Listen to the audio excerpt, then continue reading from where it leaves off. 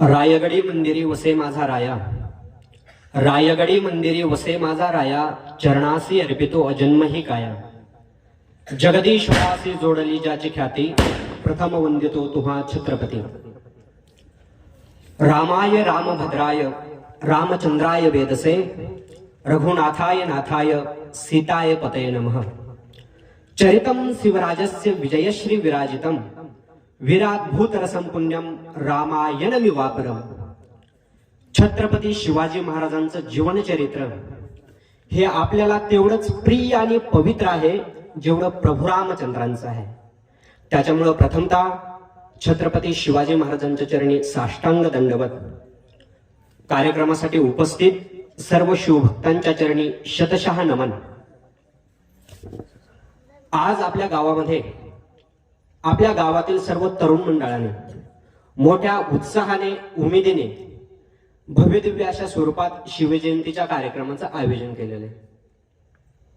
आणि या शिवजयंतीच्या निमित्तानं आपल्या गावातील तरुण मंडळानं खूप महत्वपूर्ण असं काम केलंय.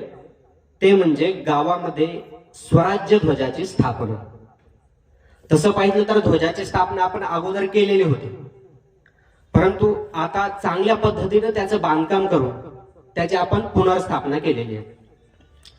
आणि या ध्वजपूजनाकरता स्वतः मराठ्यांचा क्रांतीसूर्य, मराठा जननायक, समस्त मराठी माणसांचा स्वाभिमान, संघर्ष होता मनोजदादा जरांगे पाटील हेच येणार होते.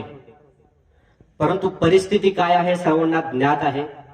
मराठा आरक्षणासंदर्भात पाटलांचं चाललेलं उपोषण, त्या योगाने दादांना इथं काय येता आलं नाही. गेल्या 40 वर्षापासून मराठा समाज मराठा आरक्षणासाठी संघर्ष करतोय. मराठा आरक्षणाची पहिली मागणी मांडणारे अण्णासाहेब पाटील 1980 साली त्यांनी मराठा आरक्षणाची पहिली मागणी मांडली आणि 22 मार्च 1982 रोजी त्यांनी मराठा आरक्षणाचा पहिला मोर्चा काढला. आणि त्या मोर्चामध्ये उपस्थित लाखो मराठ्यांच्या वतीने त्या दिवशी त्यांनी शपथ घेतली की उद्या सूर्योदयाच्या अगोदर जर मी मराठ्यांना आरक्षण मिळवून दिलं नाही तर उद्याचा सूर्योदय मी पाहणार नाही. आणि 23 मार्च 1982 चा सूर्योदय झाला, पण मराठ्यांना आरक्षण भेटलं नाही. आणि त्या दिवशी मराठ्यांनी आपला पहिला मराठा योद्धा गमावला. तरी सुद्धा मराठ्यांचा संघर्ष थांबलेला नाहीये, मराठ्यांचा संघर्ष चालूच आहे. त्यानंतर मराठा आरक्षणासाठी कित्येकांनी बलिदान दिलं, कित्येकांनी आत्मसमर्पण केलं, कित्येकांवरती गोळीबार झाले, कित्येकांवरती लाठीचार्ज झाले, कित्येकांवरती केस फाईल झाल्या. परंतु मराठा कधी ना थांबला ना कधी झुकला. कारण आता मराठ्यांना एक प्रभावशाली नेतृत्व प्राप्त झालंय आणि ते नेतृत्व म्हणजे आदरणीय मनोज दादा जरांगे पाटील. पाटलांच्या नेतृत्वाखाली असंख्य सभा झाल्या, असंख्य मोर्चे झाले, ऐतिहासिक सभा झाल्या, आंदोलन झाली, उपोषण झाली. आणि पाटलांच्या नेतृत्वाखाली एक मुंबईवारी ही मोहीम निघाली. आंतरवाली सराटी ते मुंबई असा या मोहिमेचा मार्ग होता. आणि मराठ्यांची ही मोहीम जेव्हा मुंबईच्या वेशीवरती गेली तेव्हाच ती मोहीम फत्ते झाली. मनोज दादा जरांगे पाटलांनी मराठा आरक्षणासंदर्भात मराठ्यांच्या जेवढ्या काही मागण्या मांडल्या होत्या त्या सर्वच्या सर्व मागण्या महाराष्ट्र सरकारने तिथे मान्य केल्या आणि त्याचा अध्यादेश काढला. आणि त्या ठिकाणी मराठ्यांनी आपला मराठा आरक्षणाचा पहिला विजय उत्सव साजरा केला. परंतु साजरा झालेला हा विजय उत्सव एवढ्या सहजासहजी आपल्याला भेटलेला नव्हता, कारण त्याच्या पाठीमागे जरांगे पाटलांचा 14 वर्षाचा त्याग आहे. त्याच्यामध्ये कित्येक उपोषणं, कित्येक आंदोलनं, कित्येक मोर्चे, कित्येक ऐतिहासिक सभा झाल्या. एक सांगू, मराठ्यांना एकत्रित करणं ही गोष्ट एवढी सोपी नव्हे. 350 वर्षापूर्वी मराठ्यांना एकत्रित करू शकले ते फक्त छत्रपती शिवाजी महाराज. आणि त्यानंतर मराठ्यांना एकत्रित कोण करू शकलं तर ते फक्त जरांगे पाटील. आणि ज्या ज्या वेळेला मराठा एकत्रित आला ना त्या वेळेला इतिहास घडला. 350 वर्षापूर्वी जेव्हा मराठा एकत्रित आला त्यावेळेला मराठा साम्राज्य हिंदवी स्वराज्याची स्थापना झाली. आणि आता मराठा समाज जेव्हा एकत्रित आलाय तेव्हा आरक्षणाची मागणी ही पूर्णत्वाकडे जाते. परंतु संघर्ष आणखीन संपलेला नाहीये. सरकारने जरी मराठा आरक्षणासंदर्भात अध्यादेश काढला असला तरी सुद्धा त्याची अंमलबजावणी आणखीन झालेली नाहीये आणि त्याच करता दादा परत उपोषणाला बसले. आणि त्याच कारणानं आज आपल्या गावामध्ये दादांना येणं शक्य झालं नाही. आपल्या गावातील तरुण मंडळाने मला फोन केला आणि सांगितलं, महाराज आपण आपल्या गावामध्ये शिवजयंतीच्या कार्यक्रमाचं आयोजन करतोय आणि त्यानिमित्त महाराजांबद्दल तुम्हाला 2 शब्द व्याख्यान द्यावं लागेल, तुमची तयारी आहे का? तर दादा, महाराजांवरती बोलायला तयारी असावी लागत नाही. महाराजांवरती बोलायला महाराजांवरती प्रेम असावं लागतं. आणि एकदा का महाराजांवरती प्रेम झालं तर शब्द आपोआपच बाहेर पडतात. आमच्या तरुण मंडळानं महाराजांच्या जयंतीनिमित्त मला या ठिकाणी 2 शब्द व्यक्त करण्याची संधी दिली. महाराजांबद्दल मी 2 शब्द तर सांगणार आहेच, परंतु जे 2 शब्द सांगाल ते तुम्ही शांत चित्तेने आणि लक्ष देऊन ऐकावं हीच माझी नम्र विनंती. कारण तुम्ही एकाग्र चित्ताने जर ऐकलं नाही तर मी काय सांगतोय हे तुम्हाला कळणार नाही आणि मला सुद्धा कळणार नाही. तुमचं लक्ष थोडं विचलित आहे असं सुद्धा मला वाटतंय. महाराजांची आपण एक घोषणा करू आणि आपल्या व्याख्यानाला सुरुवात करू. आपल्यामध्ये आवाज असेल, जेवढी ताकद असेल तेवढ्या ताकदीनं तुम्ही जय म्हणायचे. क्षत्रिय कुलावतंस सिंहासनाधीश्वर राजाधिराज महाराज छत्रपती शिवाजी महाराज की. अरे एवढा छोटा आवाज नसतो मराठ्यांचा. अरे मराठ्यांचं रक्त हे सळसळते ना, आवाज देखील तेवढाच मोठा पाहिजे. धर्मवीर छत्रपती संभाजी महाराज की. सत्य सनातन हिंदू धर्म की. जय भवानी, जय भवानी. वाह वाह. ऐका, खरं म्हणजे सरंजामशाही आणि राजेशाही ही एक कालबाह्य झालेली समाज रचना आहे. छत्रपती शिवाजी महाराजांचा काळ हा सरंजामशाहीचा काळ होता आणि छत्रपती शिवाजी महाराज हे देखील एक सरंजामशाही मधले राजे होते. झालं काय, जगाने आणि आपल्या देशाने राजेशाही ही त्याज्य ठरवली. राजे रजवाडे नाहीशे व्हावेत म्हणून कित्येक संघर्ष केले. राजे रजवाडे नाहीशे केले आणि त्या जागी आपण आधुनिक लोकशाही स्थापन केली. आपण जे सध्या वागतो, चालतो, बोलतो ते सर्व लोकशाहीच्या नियमानं, बरोबर? मग मला सांगा, या आधुनिक लोकशाही मधल्या राजेशाहीतल्या छत्रपती शिवाजी महाराजांचं काय काम आहे? आपण लोकशाहीमध्ये राहतोय ना, मग महाराज तर राजेशाही मधले, राजेशाहीच्या नियमांचं आता काय काम आहे का?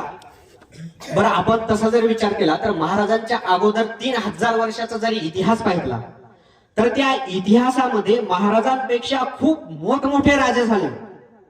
महाराजांनी जे स्वराज्य स्थापन केलं होतं त्या स्वराज्यापेक्षा सुद्धा त्या राजांचे राज्य, महाराजांच्या स्वराज्यापेक्षा त्यांच्या राज्याचा विस्तार मोठा होता. बरं, महाराजांच्या नंतर जर आपण विचार केला तर महाराजांनंतर सुद्धा पुष्कळ राजे झाले, परंतु त्या राजांच्या कोणी जयंत्या साजऱ्या करत नाही. हा, त्या राजाचे कोणी हयात वारस असतील ते कदाचित करत असतील, परंतु महाराजांची जयंती जेवढ्या विस्तृत प्रदेशामध्ये ज्या उत्साहाने, उमेदीने आणि स्फूर्तीने साजरी केली जाते तसं इतर राजांच्या बाबतीत दिसत नाही. मग या राजाच्या विचारात, व्यवहारात आणि चारित्र्यात असा कोणता वेगळेपणा होता की या आधुनिक लोकशाहीमध्ये सुद्धा छत्रपती शिवाजी महाराजांचं स्मरण एक स्फूर्तीदायक ठरतं. छत्रपती शिवाजी महाराजांचं जीवनचरित्र एक आदर्श जीवनचरित्र म्हणून पाहिलं जातं. असा काय वेगळेपणा होता? तर याचाच विचार आपल्याला आज पाहायचा आहे. आतापर्यंत झालेल्या 5000 वर्षाचा जरी आपण इतिहास पाहितला तर त्या इतिहासामध्ये छत्रपती शिवाजी महाराज असे एकमेव राजे होते की त्यांनी स्थापन केलेलं स्वराज्य हे जनतेला आपलं वाटत होतं. आणि हाच महाराजांच्या स्वराज्याचा सगळ्यात मोठा वेगळेपणा आहे. एखादं राज्य, एखादं शासन, एखादी शासन प्रणाली चांगली की वाईट हे तपासण्याची सर्वोत्तम कसोटी कोणती असेल तर त्या राज्यामध्ये राहणाऱ्या जनतेला सामान्य जनतेला, बहुजनाला आणि बहुसंख्य प्रजेला जेव्हा ते सरकार आपलं वाटतं तेव्हा समजून जायचं की ते सर्वोत्तम सरकार आहे. मग मला सांगा, आपण या आधुनिक लोकशाहीमध्ये राहतो. या लोकशाहीची व्याख्या काय आहे? लोकांनी, लोकांसाठी, लोकांद्वारे चालवलेले शासन म्हणजे लोकशाही. मला सांगा, मग या आधुनिक लोकशाही मधले नेते मंडळी आपल्याला आपले वाटतात का? बरं, या नेते मंडळींनी स्थापन केलेलं सरकार, शासन आपल्याला आपलं वाटतं का? त्या नेत्याचे जे कोणी चाटो कार्यकर्ते असतील त्यांना कदाचित वाटत असतील आपले, परंतु इथं सामान्य माणसाचा प्रश्न आहे. सामान्य जनतेला हे सरकार, हे राज्यकर्ते आपल्याला आपले वाटतात का? तर याचं प्रामाणिक उत्तर नाही असंच आहे. छत्रपती शिवाजी महाराज असे एकमेव राजे होते की त्यांनी स्थापन केलेलं स्वराज्य हे जनतेला आपलं वाटत होतं, आणि आपलं वाटत होतं म्हणूनच सामान्य जनता महाराजांसाठी मरण्यासाठी तयार होती. महाराजांच्या स्वराज्यातल्या सामान्य जनतेचं एक ब्रीद वाक्यच होतं, काय? अहो, लाख मेले तरी चालतील, परंतु लाखोंचा पोशिंदा जगायला हवा. आणि याची अनेक उदाहरणं आपल्या इतिहासकाराने इतिहासामध्ये नमूद करून ठेवलेली आहेत. प्रचंड फौजपाट्यासह सिद्दीजोर आणि फाजल खान यांनी पन्हाळगडाला वेढा टाकला होता. महिने उलटले तरी वेड्यामध्ये ढील पडत नव्हती. वेढा असा जबरदस्त होता की पन्हाळगडावरचा माणूस खाली येऊ शकत नाही आणि खालचा माणूस गडावरती जाऊ शकत नाही, असा कडेकोट बंदोबस्त होता त्या वेड्याचा. आणि पन्हाळगडावरती आपले महाराज अडकलेले होते. महिने उलटले होते, वेड्यामध्ये ढील पडत नव्हती. पन्हाळगडावरची जेवढी धान्य कोठारं होती ती सगळी धान्य कोठारं आता संपण्याच्या मार्गावर होती. मग आता करायचं काय, सर्वांना हा प्रश्न पडला. मग इकडं मासाहेबाच्या आज्ञेनं नेताजी पालकर आणि सिद्दी हिलाल यांनी पन्हाळगडाच्या वेड्यावरती हल्ला केला. नेताजी पालकराने सिद्दी हिलालच्या साह्याने वेड्यावरती केलेला हल्ला अयशस्वी ठरला. छत्रपतींच्या सरदाराला हार पत्करून पळून जावं लागलं. स्वतःच्या मुलाला वाचवायला गेलेला सिद्दी हिलाल शत्रूच्या हाती सापडला आणि बेमौत मारला गेला. छत्रपती शिवाजी महाराजांजवळ त्या वेड्यामधून पन्हाळगडावरून निसटण्याचा हा एकमेव मार्ग होता, आणि तो मार्ग सुद्धा आता संपलेला आहे. मग आता करायचं काय, सगळेच विचार करू लागले. महाराजांना तर वेड्यामधून बाहेर पडायचं होतं, मग आता करायचं काय? आणि विचारांती एक गोष्ट लक्षामध्ये आली. पन्हाळगडावरती छत्रपती शिवाजी महाराजांसारखाच दिसणारा एक हुबेहूब मावळा होता. वा, महाराजांप्रमाणे चेहऱ्यावरती तेज, महाराजांप्रमाणेच पाणीदार डोळे, महाराजांप्रमाणेच धारदार नाक, महाराजांप्रमाणेच दाढी, हुबेहूब महाराजच. आणि त्याचं नाव होतं शिवाकाशी. वा, महाराजांनी शिवाकाशीला बोलवलं, आणि महाराज जेव्हा शिवाकाशीला पाहतायत तेव्हा महाराज काय म्हणतात माहितीये? अरे शिवा, तुला पाहितल्याच्या नंतर आम्हाला असं वाटतंय की आम्ही स्वतःला आरशामध्ये पाहतोय, एवढा हुबेहूब तू आमच्याप्रमाणे दिसतोय. त्यावेळेला शिवा काय म्हणतोय माहितीये? म्हणजे महाराज, मी त्या सिद्धी जोहरला सुद्धा ओळखला जाणार नाही ना? महाराज क्षणभर विचारातच पडले. म्हणजे तुला कसं समजलं की तुला तिथं पाठवायचंय? तो म्हणतो, महाराज, अहो छत्रपतींचा मावळा आहे मी, एवढा हलक्यात घेता होय मला? महाराज, माझ्या नशिबाने मला ही संधी भेटलेली आहे. महाराज, माझं काहीतरी पुण्य आहे म्हणून स्वराज्यासाठी मला हे काम करण्याची संधी भेटते. महाराज, आता ठरलंय ना, आता शब्द बदलायचा नाही, मी जाणार. आणि शेवटी संपूर्ण प्लॅनिंग झालं. मोजक्या 600 मावळ्यांना घेऊन महाराजांनी गड उतरायचं ठरवलं. 2 पालख्या तयार करण्यात आल्या. एक पालखी होती महाराजांची आणि दुसरी पालखी होती जो प्रति शिवाजी बनलाय शिवाकाशीची. रात्रीच्या सुमारास महाराज मोजक्या 600 मावळ्यांना घेऊन गड उतरले. त्या 600 मावळ्यांमध्ये बाजीप्रभू देशपांडे, रायाजी बांदल यांसारखे शूरवीर सेनानी होते. आता महाराजांची पालखी जाणार होती ही विशालगडाच्या दिशेनं, आणि शिवाकाशीची पालखी ही त्या सिद्धी जोहरच्या सैन्याला चकवा देत त्याच्या गोटाकडं खोटी खोटी तहाची बोलणी करण्याकरता जाणार होती. दोन्ही पालख्या गडाच्या खाली उतरल्या. दोन्ही पालख्या दोन्ही दिशेला जाणार तेवढ्यात महाराज शिवाचा हात धरतायत आणि आता महाराजांच्या डोळ्यामध्ये पाणी आलेलं आहे. महाराजांचा कंठ गाजलाय आणि महाराज म्हणतात, शिवा शिवा तू आमच्या सोबत चल. तुला मृत्यूच्या दारामध्ये आम्ही टाकू शकत नाही. जे काही व्हायचंय ना ते आपल्या सर्वांचं होईल. तू आमच्या सोबत चल. पुन्हा शिवा महाराजांच्या पाया पडतोय आणि शिवा म्हणतोय महाराज नाही, माझ्या थोर भाग्यानं मला हे स्वराज्यासाठी काम करण्यासाठी संधी भेटली आहे. माझं काहीतरी पुण्य असावं, माझ्या आई बाबांचं काहीतरी पुण्य असावं म्हणून मला हे काम करण्याचं सौभाग्य प्राप्त होत आहे. महाराज, मी जन्माला जरी शिवा न्हावी म्हणून आलो असलो ना तरी मरणार मात्र छत्रपती शिवाजी महाराज म्हणूनच. शिवकाळ ही जगण्याची स्पर्धा नाहीये, शिवकाळ ही मरण्याची स्पर्धा आहे. महाराज एखादी मोहीम काढायचे आणि लगेच बाजी फुटायचा, म्हणायचा महाराज हा डाव आपला, आपण मोहिमेवरती जाणार.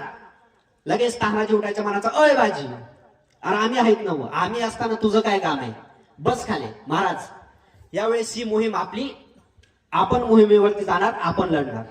लगेच यशाची म्हणायचा अय तानाजी, अरे सकाळ धरून नंबर लावून बसलोय का, हा तुझं मध्येच काय. महाराज यावेळेस मी जाणार, मी लढणार आणि मी मरणार. शिवकाळ हा एकमेव काळ असा होता जिथं माणसं जगण्यासाठी नाही मरण्यासाठी स्पर्धा करत होते. आणि शेवटी शिवाकाशीची पालखी ही सिद्धेश्वरच्या गोटाकडे निघाली. आता शिवाकाशीतला पूर्वकल्पना होती, आपण सिद्धेश्वरच्या गोटामध्ये जाणार आहोत. लवकर असो अगर उशिरा असो डाव उघडकीस येणार. आपण खोटे शिवाजी आहोत हे तिथं गेल्याच्या नंतर थोड्या वेळानं का होईना नक्की समजणार. आणि समजल्याच्या नंतर तिथं आपला सत्कार करणार नाहीये, क्षणामध्ये आपलं मुंडकं उडवलं जाणार. याची पूर्वकल्पना शिवाकाशीतला होती. तरी सुद्धा तो तयार झाला का? कारण त्याची जिद्दीची आणि ठाम भूमिका होती. महाराज जे करतायत ना, महाराज जे जनतेच्या कल्याणाचं कार्य करतायत ना, आतापर्यंतच्या 5000 वर्षामध्ये ते कुणीच करू शकले नाही. मग महाराज जर जनतेच्या कल्याणाचं काम करत असाल तर लाख मेले तरी चालतील, परंतु लाखोंचा पोशिंदा जगायला हवा, अशी त्याची भावना होती. आणि अशी भावना असणारा स्वराज्यामध्ये शिवाकाशीत एकटा नव्हता. बरं, हाच प्रसंग थोडा पुढे घेऊन चला. आता शिवाकाशीत तर शत्रूच्या गोटामध्ये गेलेला. आता महाराज आणि 600 मावळे, बाजीप्रभू देशपांडे, रायाजी बांधले, हे सर्व 600 मावळे आता विशालगडाच्या दिशेने निघालेले. वेळ रात्रीची आहे, वरून धोधो असा मुसळधार पाऊस पडतोय. आता विशालगडाचं अंतर, पन्हाळगडापासून विशालगडाचं अंतर आहे 65 किलोमीटरचं. आणि हे 65 किलोमीटरचं अंतर ह्या मावळ्यांना पायी पूर्ण करायचंय. तिथं घोड्यांचा वापर करायचा नाहीये. बरं का? कारण घोड्यांच्या टाफांचा आवाज होतो, घोडे किंकळतात आणि घोड्यांचा आवाज जर सिद्धेश्वर पर्यंत गेला तर तो लगेच आपला पाठलाग करत येईल, म्हणून घोड्यांचा वापर करायचा नव्हता. आता हे 65 किलोमीटरचं अंतर ह्या 600 मावळ्यांना पायी पूर्ण करायचंय. प्लस वरून पाऊस पडतोय. या दगडधोंड्यामधून, चिखलदऱ्यातून, काट्याकोट्यातून आता या 600 मावळ्यांना हा प्रवास चालू झाला. रात्रभर प्रवास या मावळ्यांनी केला आणि सकाळी 6च्या सुमारास हे सर्वच्या सर्व घोडखिंडीपर्यंत पोहोचले. परंतु सकाळ झाल्याच्या नंतर पाठीमागून महाराजांच्या हेरांमार्फत महाराजांना बातमी समजली की सिद्धेश्वर सोबत असणारा दुसरा सरदार सिद्धी मसूद हा 5000चं सैन्य घेऊन आपला पाठलाग करत येत आहे. त्याच्यामध्ये 2500चं घोडदळ आहे आणि 2500चं पायदळ आहे. आता या खिंडीपासून विशालगडाचं अंतर राहिलं होतं 13 किलोमीटरचं. परंतु विषय असा होता, हे 13 किलोमीटरचं जे अंतर होतं ते अंतर म्हणजे पूर्णच्या पूर्ण मैदानी प्रदेश होता. आणि या मैदानी प्रदेशावरती ही 600 मावळे 5000 जणांसोबत लढू शकत नाहीत हे विधिलिखित होतं. कारण रात्रभर प्रवास करून हे मावळे दमलेले आहेत. रात्री किती वाजता जेवलेले आहेत माहित नाही. त्या चिखलामधून धावत पळत त्यांनी 52 किलोमीटरचं अंतर पूर्ण केलेलं आहे. आता मैदानी प्रदेशावरती लढायची त्यांची ताकद नाहीये. मग आता करायचं काय? पुन्हा प्रश्न पडला. आणि या वेळेला बाजीप्रभूंनी खूप मोठा धाडसी निर्णय घेतला. बाजीप्रभू म्हणाले, महाराज या 600 मावळ्यांपैकी 300 मावळ्यांना घेऊन तुम्ही पुढचा प्रवास सुरू करा. मी आणि 300 मावळे या खिंडीमध्ये थांबतो. आता उर्वरित विशालगडाचं अंतर राहिलेलं आहे 13 किलोमीटरचं, आणि हे 13 किलोमीटरचं अंतर पूर्ण करायला तुम्हाला जास्तीत जास्त 3 तास लागतील. महाराज मी तुम्हाला वचन देतो, या 3 तासासाठी मी आणि हे 300 मावळे, महाराज तुम्हाला मी वचन देतो, जोपर्यंत हा बाजी आणि हे 300 मावळे खिंडीच्या समोर छातीचा पर्वत करून उभे आहेत, तोपर्यंत एकाही गनिमाला ही खिंड ओलांडून देणार नाही. महाराज हे बाजीचं तुम्हाला दिलेलं वचन आहे. महाराज तुम्ही खुशाल निघा. बाजी प्रभूची ही कल्पना महाराजांना तितकीशी पटलेली नव्हती, परंतु या 600 मावळ्यांच्या विनंत्याला शरण येऊन महाराजांना मान्य करावं लागलं. महाराजांनी 300 मावळे घेतले आणि पुढचा प्रवास सुरू केला. आणि बाजीप्रभू देशपांडे आणि 300 मावळे या खिंडीमध्ये लढाईसाठी सज्ज झाले. विचार करावा, आता समोरून किती जण येत आहेत? 5000. आणि 5000 जणांसोबत लढायला थांबलेत किती? 300 जण. 3000 नाही, 300 जण थांबलेत. आता या 300 जणांना या 5000 जणांसोबत लढायचंय. आणि किती तास लढायचंय?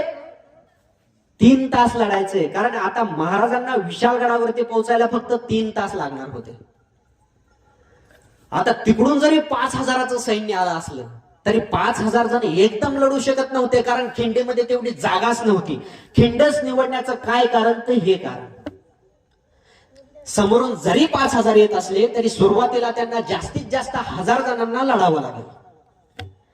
सिद्दी मसूदनं सुरुवातीला ताज्या दमाचं 1000चं सैन्य पाठवलं आणि त्या 1000 जणांसोबत हे 300 जण लढायला सज्ज झाले. लढाई सुरू झाली. समोरून ताज्या दमाचे 1000 जण येत आहेत आणि हे 300 मावळे त्या 1000 जणांसोबत लढायला सुरू झाले. लढाई सुरू झाली. काही तासांमध्येच त्या 1000 कित्येक गनिम या 300 जणांनी कापून फेकून दिले. आता लढाई सुरू होऊन जवळजवळ 3 तास पूर्ण झालेले होते. ठरलेल्या नियमाप्रमाणे महाराज आता विशालगडावरती पोहोचायला हवे होते. बाजीप्रभूंनी सांगितलं होतं की महाराज विशालगडावरती पोहोचल्याच्या नंतर तोफांचे मार द्या. तोफांचा आवाज ऐकून मी समजून जाईल की माझा राजा आणि 300 मावळे विशालगडावरती सुखरूप पोहोचलेले आहेत. 3 तास झालेले आहेत, परंतु आणखीन महाराज विशालगडावरती पोहोचलेले नाहीयेत. आणि महाराज विशालगडावरती न पोहोचण्याचं कारण होतं, विशालगडाला सुद्धा वेढा पडलेला होता. जशवंत दळवी आणि सूर्यराव नावाच्या सरदारानं विशालगडाला वेढा टाकलेला होता. आता महाराजांना हा वेढा फोडून विशालगडावरती जायचं होतं. आणि महाराजांसोबत किती मावळे होते? 300 मावळे. आता या 300 मावळ्यांनी 65 किलोमीटरचं अंतर पूर्ण केलेलं आहे. आणि ते बसत उठत नाही, धावत पळत 65 किलोमीटरचं अंतर पूर्ण केलेलं आहे. हा, पोलीस भरतीची कोणी तयारी करीत असतील तर त्यांच्या लक्षामध्ये येऊन जाईल. हा, 16 मिनिटासाठी का 16 मीटर, किती 1600 मीटर ना, हा, कितीतरी मिनिटामध्ये तेवढी रनिंग पूर्ण करावी लागते. तेवढाच विषय असतो, परंतु ती रनिंग आपल्याला सहजासहजी पूर्ण होत नाही. आणि हे 600 मावळे 65 किलोमीटर पळत आलेले, 65 किलोमीटर. आणि समोर शत्रूचा वेढा पडलाय. आता या 65 किलोमीटरचं अंतर पूर्ण केल्याच्या नंतर या 300 जणांना या वेड्यासोबत लढायचंय. आणि हा वेढा फोडायला किती वेळ लागेल सांगता येणार नाही. आणि खिंडीतली जी लढाई 3 तास होणार होती, आता ती लढाई जवळजवळ 10 तासापर्यंत लांबली होती. महाराजांना वेढा फोडायला किती वेळ लागेल सांगता येणार नव्हतं. या 300 जणांची लढाई या 5000 जणांसोबत चाललीये. आता लढाई सुरू होऊन जवळजवळ 6 तास पूर्ण झालेत, परंतु आतापर्यंत एकही गनिम ती खिंड ओलांडून जाऊ शकलेला नव्हता. इकडे सिद्दी मसूद रागानं लाल झाला, म्हणाला, अरे समोर तर फक्त 300 जण आहेत, आपले 5000 जण आहेत, आपण पहिले 1000 पाठवलेत. 1000 जण पाठवून सुद्धा आतापर्यंत आपला एकही सैनिक ही खिंड ओलांडून जाऊ शकलेला नाही. करायचं काय? त्याने ते 1000 बाजूला काढले आणि पुढचे ताज्या दमाचे 1000 पाठवले.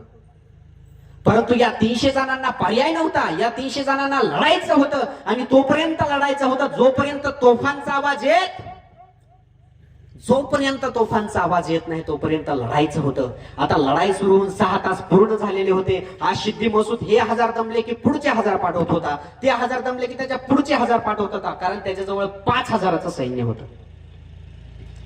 आता लढाई सुरू होऊन 7-8 तास पूर्ण झालेले होते. सिद्धी मसूद वैतागला. अरे आपला एकही सैनिक ही खिंड ओलांडून जाऊ शकत नाही, आता करायचं काय?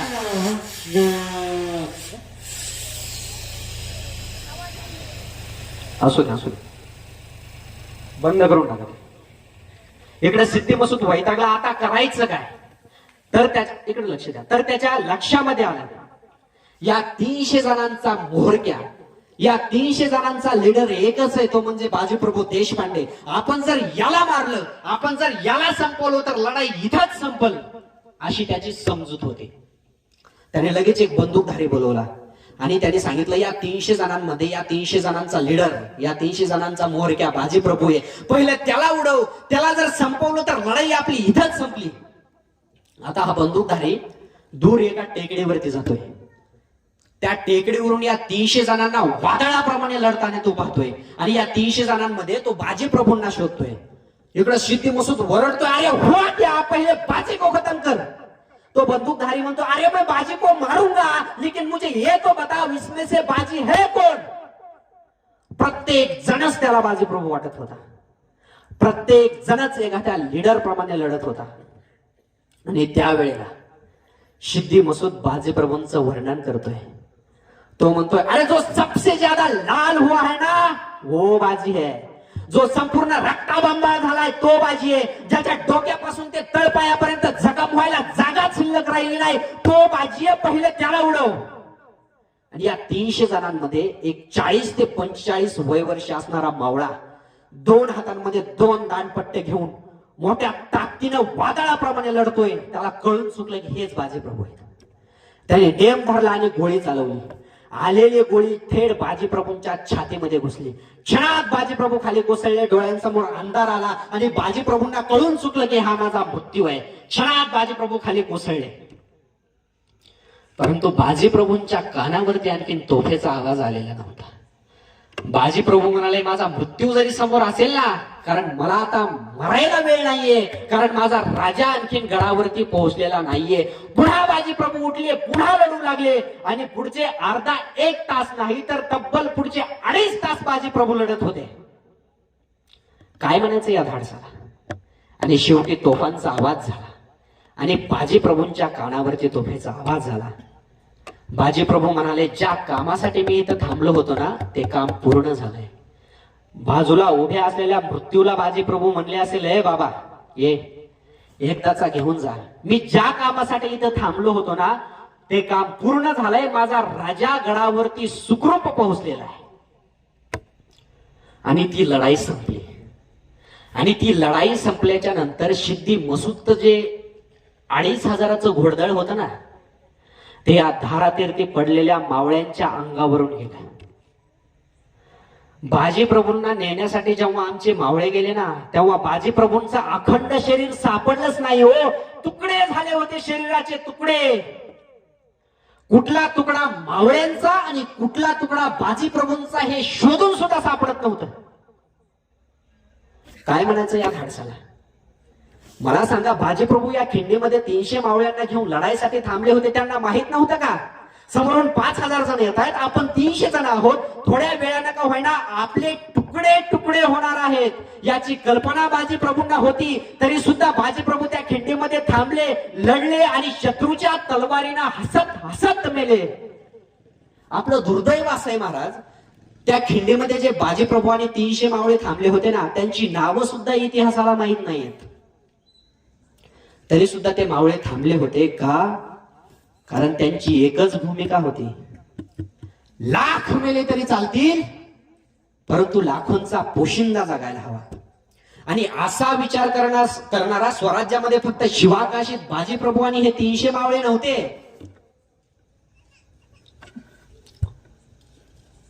असे असंख्य उदाहरण आहेत इतिहासाने नमूद करून ठेवलेले आहेत. शहनशाह औरंगजेबाचा इमानी सरदार मिर्झाराजे जयसिंग याच्या बरोबर महाराजांना हार पत्करावी लागली. नामुष्कीचा तह स्वीकारून आग्र्यात जावं लागलं आणि आग्र्याच्या भेटीमध्ये महाराजांना कैद करण्यात आलं आणि त्या कैदेतून महाराजांना सुटकेचा मार्ग सापडत नव्हता. ती बाजूला असलेली सिक्युरिटी साधीसुधी नव्हती. आताची जे आपण Z+ सुरक्षा म्हणतो ना, अशा 10 नाही 100 जरी Z+ सुरक्षा बाजूने उभा केले ना तरी सुद्धा त्याची बरोबरी होऊ शकत नाही. एवढ्या कडेकोट बंदोबस्तामध्ये महाराजांना कैद करण्यात आलं होतं. आता महाराजांना या कैदेतून सुटकेचा मार्ग सापडत नव्हता. आता करायचं काय? शेवटी महाराजच ते. शेवटी प्लॅनिंग झालं. महाराजांनी प्लॅनिंग केलं आणि महाराज पसार झाले. महाराज तिथून निघून जाताना पाठीमाग मृत्यूला कवटाळायला थांबले होते ते मदारी मेहतर आणि हिरोजी फर्जत. एक जण महाराजांचं सोन घेऊन बिछाण्यावर झोपला होता आणि दुसरा त्याचे पाय चेपत होता. यांना माहित नव्हतं का? लवकर असो अगर उशीर असो डाव उघडकीस येणार. डाव उघडकीस आल्याच्या नंतर यांना समजणार महाराज इथं नाहीयेत आणि यांना काय एकदा समजलं की हे महाराज नाहीयेत तर क्षणामध्ये आपलं मुंडकं उडवलं जाणार हे त्यांना निश्चित माहित होतं. तरी सुद्धा ते थांबले. महाराज तर त्या वेड्यामधून सुखरूप गेलेच गेले, परंतु पाठीमागे थांबलेले जे मदारी मेहतर आणि हिरोजी फर्जत होते ना हे सुद्धा सुटले. परंतु मृत्यूला कवटाळायला थांबलेल्या मदारी मेहतर आणि हिरोजी फर्जतला हे चांगलं माहित होतं ना आपण या ठिकाणी नक्कीच मारले जाणार. तरी सुद्धा ते तयार झाले. ते थांबले का? कारण त्यांची सुद्धा एकच भावना होती, छत्रपती शिवाजी महाराज जे करतायत ते 5000 वर्षामध्ये एकाही राजाने केलेले नाहीये. मग माझा राजा जर जनतेच्या कल्याणाचं काम करत असेल तर लाख मेले तरी चालतील, परंतु लाखोंचा पोशिंदा जगायला हवा. स्वराज्यामधील प्रत्येक मावळा प्रत्येक सैनिक असा विचार करत होता. ह्याच्यामध्ये काही आश्चर्य नाहीये हो. प्रत्येक सैनिक त्या राजासाठी मरायला तयार असतोच. प्रत्येक मावळा प्रत्येक सैनिक महाराजांसाठी मरायला तयार होता, याच्यामध्ये आश्चर्य नाहीये. महाराजांची जी सामान्य प्रजा सामान्य रयत होती ना, शेतामध्ये नांगर हाणणारा साधा शेतकरी सुद्धा महाराजांसाठी मरायला तयार होता. सामान्य रयतेचं महाराजांच्या स्वराज्यामधलं सहभागाचं एक ऐतिहासिक सत्य एका प्रतिभावान कवीने आपल्या कवितेमध्ये नमूद करून ठेवलंय. कवी वर्णन करतोय, धामधुमीचा काळ होता. सैनिक शिपाई तर सोडाच, परंतु शेतात नांगरणारा साधा शेतकरी सुद्धा सावध होता. कोणाचे सैनिक गोठून येतात, कोठे जातात. महाराजांच्या स्वराज्यामध्ये कोणी दगाफटका करणारा दिसला तर त्याला हटकलं जाईल. ए बाबा कोण आहेस, कोठून आलास आणि माझ्या छत्रपती स्वराज्यांच्या महाराजांच्या स्वराज्यामध्ये तुझं काय काम आहे. सर्वत्र अशी भावना पसरलेली होती. आणि याच परिस्थितीमध्ये एका शेतकऱ्याच्या शेताच्या बांधावरून 4 घोडेस्वार जात होते आणि शेतामध्ये शेतकऱ्याचा छोटा 10 ते 12 वर्षाचा मुलगा एकटा होता. तो मुलगा या घोडेस्वारांना शेताच्या बांधावरून जाताना पाहतोय आणि त्याच्या मनामध्ये विचार येतो, अरे हे घोडेस्वार शस्त्रसज्ज दिसतायत, हातामध्ये तलवारी ढाली आणि भालेत. नक्कीच माझ्या छत्रपतींच्या स्वराज्यावरती काहीतरी संकट आलेलं आहे. नक्कीच माझ्या महाराजांच्या स्वराज्यामध्ये हे काहीतरी वाईट करण्यासाठी चाललेत, यांना हटकलं पाहिजे असं कोणाच्या मनामध्ये येत होतं? 10-12 वर्षाच्या त्या मुलाच्या मनामध्ये. तो मुलगा लगेच त्या घोडेस्वारांच्या समोर गेला, घोडेस्वारांना आडवा झाला. त्या घोडेस्वारांना तो अडवतोय, घोड्यांचा लगाम धरला आणि त्या घोडेस्वारांना तो सांगतो, खबरदार जर टाच मारून झालं पुढे चिंध्या उडवीन राय राय एवढ्या. कोण आहेत तुम्ही आणि माझ्या महाराजांच्या स्वराज्यामध्ये तुमचं काय काम आहे? इथून जर एक पाऊल जरी पुढे टाकलं ना तुमच्या चिंधड्या उडवील. तो मुलगा ज्या घोडेस्वारांना अडवत होता ना तेच छत्रपती शिवाजी महाराज होते. त्या मुलाने महाराजांना कधी पाहितलंच नव्हतं, तरी सुद्धा तो त्या महाराजांसाठी मरण्यासाठी तयार होता. महाराज जेव्हा त्या मुलाचा तो उग्र अवतार पाहतायत त्यावेळेला महाराज त्याला काय म्हणतात माहितीये? कवी पुढे वर्णन करतोय. महाराज म्हणतायत, ऐका शिवबाचे स्वर. कवी वर्णन करतोय. कवी म्हणतोय, महाराज म्हणतायत, आहेस इमानी माझा चेला खरा. महाराज काय म्हणतायत? आहेस इमानी माझा चेला खरा, चल इमान घे हा माझा शेला तुला. पण बोल सावळ्या, बोल पुन्हा एकदा, काय खबरदार जर टाच मारोनी जाल पुढे चिंध्या उडवीन राय राय एवढ्या बाळा, तुझ्या शिवाजीसाठी एवढं मोठं संकट अंगावरती घेतोयस ना, तोच शिवाजी मी आहे. महाराज ज्या मुलाने शिवाजी महाराजांना कधी पाहितलंच नव्हतं, तो मुलगा महाराजांसाठी मरायला तयार होता. आणि त्या मुलाला जर साक्षात शिवाजी महाराज समोर उभे पाहत असताना दिसत असतील तर त्या मुलाला किती आनंद झाला असेल, त्या मुलाला किती आनंद झाला असेल हे तर मी माझ्या शब्दामध्ये व्यक्त करू शकत नाही. मला सांगायचंय काय की महाराजांच्या स्वराज्यातल्या सामान्य जनतेला, सामान्य प्रजेला सुद्धा वाटत होतं की महाराज जे काम करतायत ते 5000 वर्षाच्या इतिहासामध्ये आतापर्यंत कोणीही केलं नाही. मग महाराज जर हे काम करत असतील तर त्यांच्यासाठी आम्ही मरायला तयार आहोत, अशी सगळ्यांची भावना होती. परंतु सामान्य जनतेला असं का वाटत होतं की आम्ही मेलो तरी चालेल पण राजा जगायला हवा, का वाटत होतं? तर त्या सरंजामशाहीच्या एकूण काळामध्ये बरं का, त्यावेळेसची शासन प्रणाली आहे का, त्या सरंजामशाहीच्या एकूण काळामध्ये प्रजेला काहीच देणं घेणं नव्हतं. राजा कोण आहे, कोण आला, कोण गेला, कोणाचं राज्य आहे. कारण राजा कोणही आला, राजा जरी बदलला तरी ती सामान्य जनतेच्या जीवनामध्ये काही बदल होत नव्हता. राजा कुठला जरी आला तरी तो जनतेलाच लुटत होता. कारण शासन प्रणालीच अशी होती, गावचा कारभार हा राजाच्या हातात नव्हता. गावचा कारभार हाकत होते ते वतनदार, पाटील, जहागीरदार, इनामदार यांच्यामध्ये गावच्या हातचा कारभार होता. आणि हे आतोनात जनतेला लुटत होते. समजा एखाद्या राजाचं जनतेकडून सरकारला देणं जर 400 रुपये असेल तर हे जहागीर, वतनदार, पाटीलदार जे आहेत ना ते जनतेकडून 1000 रुपये उकळायचे, वरती सरकारला मात्र 400 रुपये द्यायचे आणि बाकीचे पैसे आपल्या खिशामध्ये घालायचे. आणि त्या पैशांमध्ये मोठाल्या वाड्या, मोठाले राजवाडे बांधून राहायचे. आणि एखादा शेतकरी जर त्यांच्या विरोधामध्ये गेला तर क्षणात त्याला संपवलं जायचं. परंतु महाराजांचं जेव्हा स्वराज्य आलं, महाराजांचं जेव्हा राज्य आलं तेव्हा हे सगळं बदललं.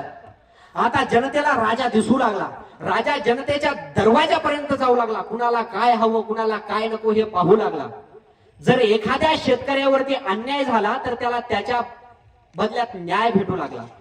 एखाद्या वतनदार, जहागीरदाराने जर जनतेवरती अन्याय केला, शेतकऱ्यावरती अन्याय केला तर त्याच्या विरुद्ध त्याला शिक्षा होऊ लागली. त्या सरंजामशाहीच्या एकूण काळामध्ये जर एखाद्या राजाची मोहीम निघाली ना, मोहीम, तर ती साधी सुधी मोहीम नसायची. 1000, 2000 सैन्य त्याच्यामध्ये नसायचं. 25,000, 50,000, 1,00,000, 1,50,000 अशी ही मोहीम असायची. आणि ही मोहीम जेव्हा युद्धाला निघायची आणि या मोहिमेचा जर एखाद्या गावामध्ये मुक्काम असेल ना, मुक्काम, तर तेथील जनतेवर, सामान्य जनतेवर, स्त्रियांवरती अत्याचार, बलात्कार व्हायचे. त्या मोहिमेला थांबल्याच्या नंतर ते जे सैन्य असायचं ना, वर्षभरासाठी शेतकऱ्यांनी जो गुराढोरांसाठी साठवून ठेवलेला चारा असायचा त्या चाऱ्याच्या शेकोट्या केल्या जायच्या. विचार करा, 1.5 लाखाचं सैन्य शेतकऱ्यांनी साठवलेल्या चाऱ्याच्या जर शेकोट्या करत असेल तर खाली गुराढोरांना उरत काय असेल. आणि एवढंच नाही, जेव्हा हे सैन्य दुसऱ्या दिवशी आपल्या वाटेने निघायचं ना तेव्हा वाटेने जात नव्हतं, जिथून शॉर्टकट भेटल तिथून ते घुसायचं. मग एखाद्या शेतकऱ्याचं जर काढणीला आलेलं पीक असेल ना, पीक, त्या पिकामधून हे 50,000 घोडे, 50,000 हत्ती त्या काढणीला आलेल्या पिकामधून जायचे. आणि काढणीला आलेलं पीक जन्मदोस्त होऊन जायचं, मातीमोल होऊन जायचं. आणि मग शेतकऱ्यावरती आत्महत्या केल्याशिवाय पर्याय नसायचा. पण महाराजांचं जेव्हा स्वराज्य आलं तेव्हा महाराजांनी आपल्या सैन्याला सक्त आदेश दिले होते. काय? शेतकऱ्याच्या भाजीच्या देठाला जरी तुम्ही हात लावला ना, तुमचे हात कलम केले जातील. शेतकऱ्याच्या भाजीच्या देठाला, इथं भाजीला म्हटलं नाहीये, भाजी निवडून टाकून देण्याचा जो पदार्थ असतो त्याला देठ म्हणलं जातं. त्या देठाला जरी तुम्ही हात लावला तर तुमचे हात कलम केल्या जातील, असा शिवाजी महाराजांचा जनतेला आदेश होता. मग जनतेवरती अन्याय व्हायचा तर विषय सोडून द्या. आणि हे सर्व, ही संपूर्ण जनता 5000 वर्षाच्या इतिहासामध्ये पाहत होते. आतापर्यंत एकही राजा असं काम करू शकलेला नव्हता. मग छत्रपती शिवाजी महाराज जर करत असतील तर त्यांच्याकरता आम्ही मरायला तयार आहोत, अशी जनतेची भावना होती. लक्ष इकडे असू द्या. झालं, आपण 10 मिनिटांमध्येच ओरकवणार आहोत. त्यांचं चाललेलं रोजचं काम आहे ते चालू जाऊ दे भाऊ. आपण आपल्या कामामध्ये व्यस्त राहायचं, ते त्यांचं काम करत आहे. हा, लक्ष द्या. झालं 10 मिनिटं. त्या सरंजामशाहीच्या एकूण काळामध्ये स्त्रियांच्या आबरूला तर महत्वच राहिलेलं नव्हतं. हे राजे रजवाडे राजपुत्र तर सोडाच, परंतु त्या सरंजामशाहीच्या काळामध्ये हे जहागीरदार, वतनदार, पाटील, देशमुख, कुलकर्णी यांच्या दृष्टीनं सामान्य शेतकऱ्याच्या मुलीबाळी हे त्यांना वाटेल त्यावेळी उपभोगण्याच्या वस्तू ठरलेल्या होत्या. परंतु जेव्हा महाराजांचं स्वराज्य आलं आणि महाराजांचा याबद्दल स्त्रियाबद्दलचा दृष्टिकोन खूप वेगळा आहे. रांझेच्या पाटलाची गोष्ट सगळ्यांना माहितच असेल ना. गावातल्या वतनदार पाटलानं गावातल्या शेतकऱ्याच्या तरण्या ताट्या मुलीला दिवसा ढवळ्या सर्वांसमक्ष उचलून नेलं आणि भोगलं. मातीमोल झालेल्या जीवनापेक्षा मरण बरं म्हणून मुलीनं आत्महत्या केली. आणि ही बातमी छत्रपती शिवाजी महाराजांना समजली. महाराज त्या रांझेच्या पाटलाच्या भुसक्या बांधून पुण्याला आणलं गेलं, महाराजांसमोर उभं केलं आणि महाराजांनी आज्ञा केली की चौरंग करा याचा. चौरंग म्हणजे काय माहितीये? याचे 2 हात आणि 2 पाय कापून टाका असा आदेश दिला. फक्त आदेश दिला नाही, त्याची अंमलबजावणी झाली. पाटलाचे 2 हात आणि 2 पाय कापण्यात आले आणि जनतेमध्ये ही बातमी पसरली, गरीब शेतकऱ्याच्या मुलीवरती अत्याचार केला म्हणून गावच्या पाटलाचे 2 हात आणि 2 पाय कापण्यात आले. हे जेव्हा जनतेला समजलं त्यावेळेला ती जनता महाराजांसाठी मरायला तयार झाली. त्या काळामध्ये रांझेच्या पाटलाचीच गोष्ट फक्त अपवाद नाहीये. महाराजांचा सैनिक सकोजी गायकवाड नावाच्या महाराजांच्या एका सेनापतीनं बेळवाडीच्या किल्ल्याला वेढा टाकला होता. त्या किल्ल्याची किल्लेदार होती एक स्त्री, सावित्रीबाई देसाई तिचं नाव. या बहादूर स्त्रीनं 27 दिवस किल्ला लढवला आणि शेवटी महाराजांच्या सेनापतीने तो किल्ला जिंकला. आणि विजयाच्या उन्मादामध्ये येऊन सकोजी पाटलाने त्या सावित्रीबाई देसाईवरती अत्याचार केला. ही बातमी महाराजांना समजली. महाराजांच्या सेनापतीनं किल्ला जिंकलाय याच्याकडे महाराजांनी पाहिलं नाही, त्याने वाईट काय काम केलं याच्याकडे पाहिलं. सकोजी पाटलाला बोलवलं गेलं, सकोजी गायकवाडला बोलवलं गेलं आणि महाराजांनी सांगितलं याच्या डोळ्यामध्ये गरम साळ्या घालून याचे डोळे उपसून घ्या. डोळ्यामध्ये गरम साळ्या घालून त्याचे डोळे उपसून घेण्यात आले आणि महाराजांनी सांगितलं याला आयुष्यभरासाठी तुरुंगामध्ये टाकून द्या. महाराजांची राजेशाही होती ही. महाराजांच्या राजेशाहीमध्ये घडत होतं हे. असे धाडशी निर्णय घेण्याचं काम फक्त छत्रपती शिवाजी महाराजांनीच केलेलं होतं. आणि परस्त्रीबद्दल महाराजांचा दृष्टिकोन काय असायचा ना, एक शेवटची गोष्ट तुम्हाला सांगतो. कल्याणच्या सुभेदार पाटलाच्या सुनेची गोष्ट तर जगप्रसिद्ध आहे. विजापूर दरबाराचा खजिना विजापूरच्या दिशेने जात होता आणि वाटेमध्ये घाटामध्ये महाराजांच्या सैनिकानं त्या खजिन्याला लुटलं. त्या खजिन्यासोबत सुभेदाराची सून आणि त्याचा मुलगा होता. सुभेदाराची सुंदर सून होती. या ठिकाणी सुंदर शब्दांनी आवर्जून वापरलेला आहे, कारण तिच्या सौंदर्याची ख्याती ही संपूर्ण राज्यामध्ये पसरलेली होती. त्या राज्यामध्ये तिच्या एवढी सुंदर दिसणारी स्त्री कोणीच नव्हती. त्या खजिन्यासोबत तिला सुद्धा महाराजांच्या सैनिकांनी कैद केलं. तो खजिना, त्या सुभेदाराचा तो मुलगा आणि त्याची सून या सर्वांना दरबारामध्ये हजर केलं. आणि हजर केल्याच्या नंतर महाराजांच्या दरबारामधला प्रत्येक सैनिक त्या मुलीचं सौंदर्य निरखत होता. अहो, एवढी लावण्यवती, एवढी सुंदर मुलगी दरबारामध्ये आजपर्यंत कोणी सुद्धा पाहिलेली नव्हती. संपूर्ण दरबार तिचं सौंदर्य पाहत होता. महाराज सुद्धा तिचं सौंदर्य पाहत होते.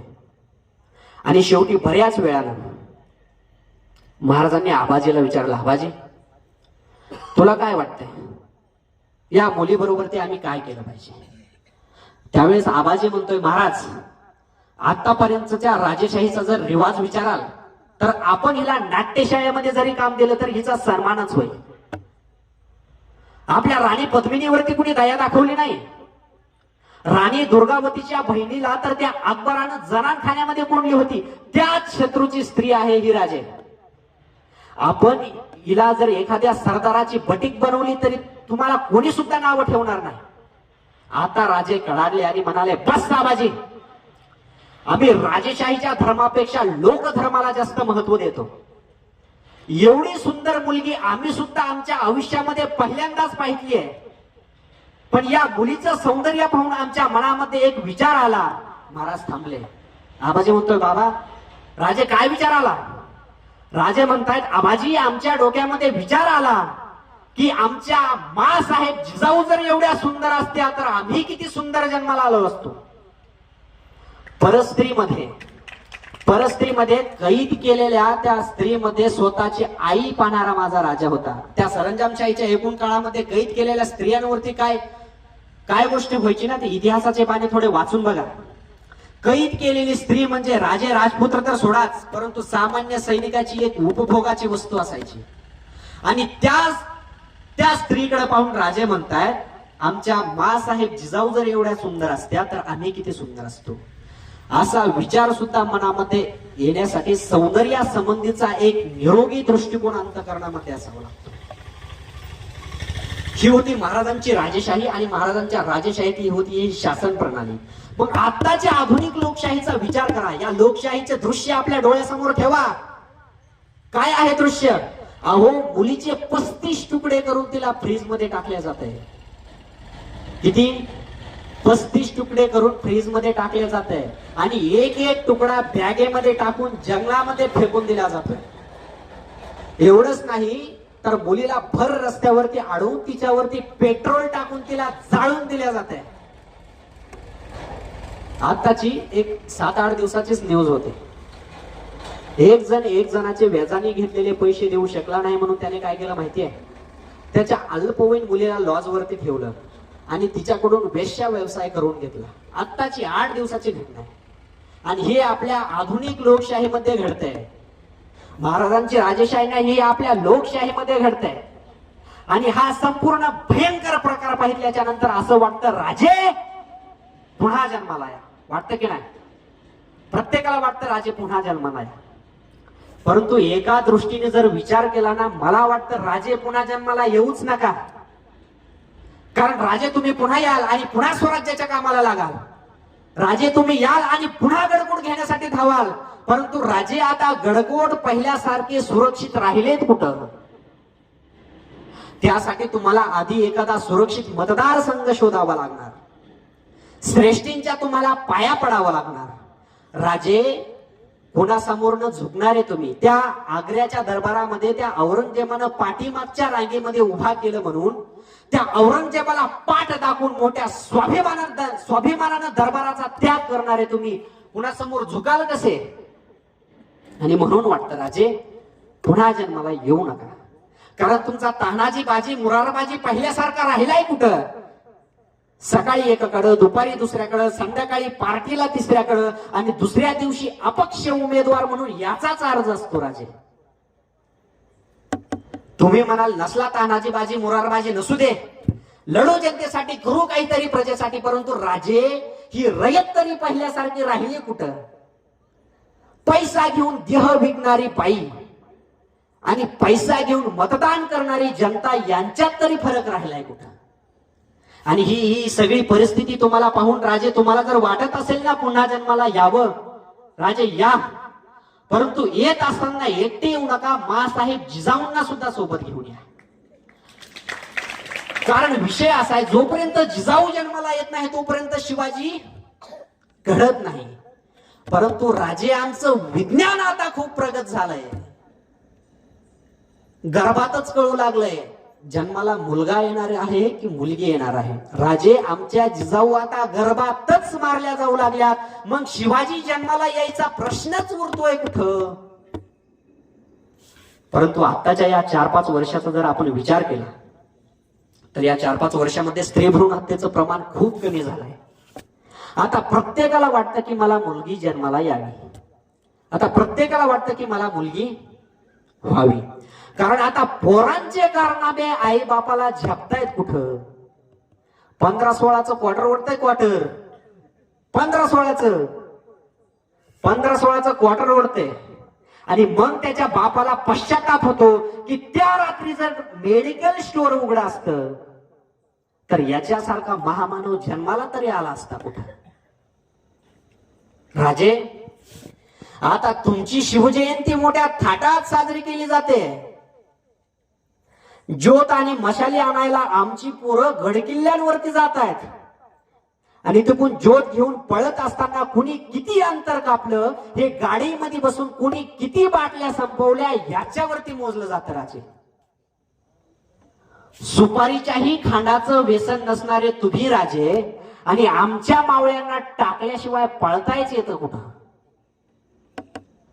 व्यसन हे महापाप आहे. राजांनो, सांगण्याचा भाव एवढाच आहे. माझं बोलणं संपलंय. व्यसन हे महापाप आहे. व्यसन करू नका. एका भाषणामध्ये मी असंच बोलत होतो, व्यसन हे महापाप आहे, दारू पिणं पाप आहे, दारू पिऊ नका. एक जण वेल एज्युकेटेड मुलगा उठला, कदाचित IT कंपनीतला होता. तो म्हणाला, महाराज दारू पिणं पाप कसं झालं मला सिद्ध करून द्या. दारू पिणं पाप काय? तो म्हणाला, महाराज तुम्ही द्राक्षे खातात का? द्राक्ष. म्हटलं हो खातो ना, प्रचंड आवडतात. म्हटलं मला मग दारू मध्ये काय असतं? द्राक्षाचं पाणीच तर असतं ना. तुम्ही संत्रा खाता का? म्हणे संत्रा. हो म्हटलं खातो. त्याने त्वचा ही मुलायम होते, चेहऱ्यावरती तेज येतं. खूप आवडतात म्हणलं संत्रे मला, खातो मी. मग महाराज दारू मध्ये काय असतं? संत्र्याचं पाणीच तर असतं ना. तुम्ही द्राक्ष आणि संत्रे खाता, तुम्हाला पाप होत नाही, मग आम्ही दारू पिल्याच्या नंतर पाप का होतं हे पटवून द्या. म्हटलं वा, पहिलाच भेटलास म्हणलं मला. मानलं पाहिजे तुझ्या विचारांना. म्हणलं दारू पिणं हे पाप नाहीये राजा, निश्चित पाप नाहीये दारू पिणं. परंतु दारू पिल्याच्या नंतर तुझी मेंटॅलिटी जागेवरती राहत नाही आणि त्यामध्ये जे करायला नको ते तू करतोस. आणि तुझी मेंटॅलिटी काय एकदा बिघडली ना, तुझ्यावरती जीवापाड प्रेम करणारी तुझी बायको, तिला कुत्र्यासारखं तो मारतो रे. ज्या आईने तुला 9 महिने 9 दिवस गर्भामध्ये वागवलं, तिच्यावरती तू सुद्धा हात उचलायला तो मागं पुढे बघत नाही. ज्या बापानं तुझं आयुष्य सेटल व्हावं, तुझी लाईफ सेटल व्हावी म्हणून आयुष्यभर कष्ट केलं, त्या बापाला सुद्धा तू लाटाखाली तुडवतो दारू पिल्याच्या नंतर. आणि हे हा सगळा प्रकार तू दारू पिल्याच्या नंतर करतो आणि हे केल्याच्या नंतर पाप होतं म्हणून दारू प्यायची नाही. परंतु काही काय म्हणतात माहितीये, दारू पिल्याच्या नंतर आम्ही पूर्ण स्टेबल असतो, कोणाला काहीच बोलत नाही, घरामध्ये जाऊन गप्प झोपतो, कोणाला त्रास देत नाही. मान्य आहे, घरामध्ये जाऊन तुम्ही गप झोपता. परंतु किती दिवसासाठी घडतं हे? पहिला 1 महिना, 2 महिने, 1 वर्ष, 2 वर्ष, 5 वर्ष घडू शकतं. हळूहळू तुमची मेंटॅलिटी बिघडत जाते आणि जे करायला नको ते तुम्ही नंतर करताय. आणि एक दिवस असा वेळ येतो, तुम्हाला वाटतं नाही आता दारू पिल्याच्या नंतर मी खूपच वाईट काम करायला लागलोय, आता मला दारू सोडली पाहिजे. परंतु वेळ निघून गेलेली असते. तुम्हाला दारू सोडायची असते, परंतु दारू तुम्हाला सोडत नसते. आणि ही परिस्थिती जर यावी नको वाटत असेल तर व्यसन मुक्त व्हावे. झालंय माझं बोलणं. या ठिकाणीच मी माझ्या भाषणाला पूर्णविराम देतोय. बोलण्याच्या ओघामध्ये जर माझं काही चुकलं असेल तर मला माफ करण्याची काही गरज नाही. कारण आत्मविश्वासाने मी सांगतो की या ठिकाणी मी जे बोललोय ना ते बरोबरच बोललोय. बोलण्याच्या ओघामध्ये जर कुणाला राग आला असेल तर बिनधास्त देऊ द्या, काय फरक पडत नाही. कारण या ठिकाणी मी जे बोललोय हे व्यासपीठ महाराजांचं व्यासपीठ आहे आणि या ठिकाणी सत्यच बोलतो. राग आला तर तुमचंच वाईट होणार आहे आणि जरी राग आला, आचरण जर सुधारलं तर तुमचंच कल्याण होणार आहे. असो, माझ्या वाणीला इथंच पूर्णविराम.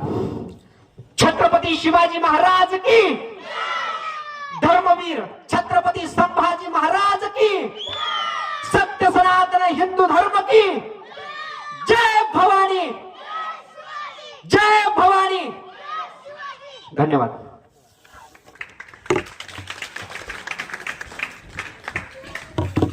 हॅलो. शैक्षणिक, सामाजिक, राजकीय आणि धार्मिक क्षेत्रात आपल्या ठणसाव उमटणारे